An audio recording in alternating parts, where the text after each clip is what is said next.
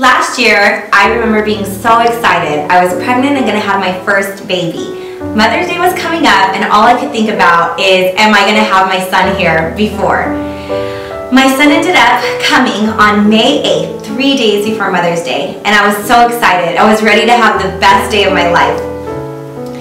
Unfortunately though, my happiness quickly turned to a complete nightmare. About 3 minutes after Bryce was born, his heart stopped beating, he wasn't breathing, and he had no pulse. Doctors had no idea what was going on. I had a perfectly normal pregnancy, a perfectly normal delivery.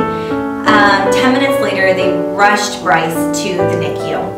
So the nurses were running me down full speed to the NICU, and when we turned a corner at the end of the room, all I see is a chaplain and a bed surrounded by 20 nurses and doctors screaming things at each other. And that's when it hit me that something serious was going on.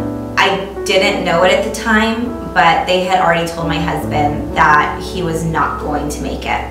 So needless to say, we ended up spending our first Mother's Day in the NICU. To make the situation a little bit better for Brittany, I got her a little gift for Mother's Day, and I just got her a little teddy bear and some candies and a little balloon, and also a little note from Bryce to his mama to just to make her feel a little bit better, to make her feel as if Bryce was writing that letter. So my first Mother's Day was extremely difficult.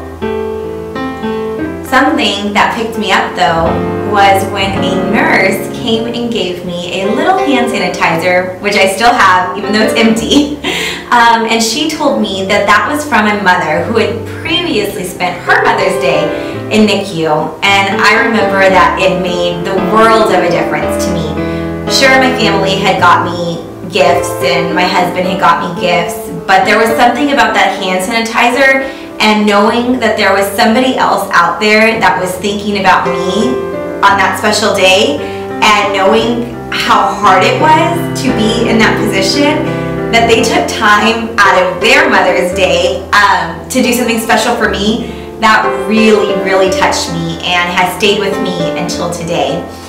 So with Mother's Day coming up again, all I can do is think back to that hand sanitizer, because that's truthfully what stuck out to me more than anything that day. And I want to give back to other women who are in the NICU now. I was so happy to be able to support my wife through this situation and to be there for her when she needed me. Unfortunately, there's mothers in the NICU that are alone in situations like this and don't know if they'll be able to bring their babies home. Thankfully, Bryce made it out of the hospital a perfectly healthy and happy baby boy. But not all mothers get that certainty, and I will never forget how I felt my very first Mother's Day. Please go to www.gofundme.com/NICU Mother's Day to donate and help bless women the same way that I was blessed.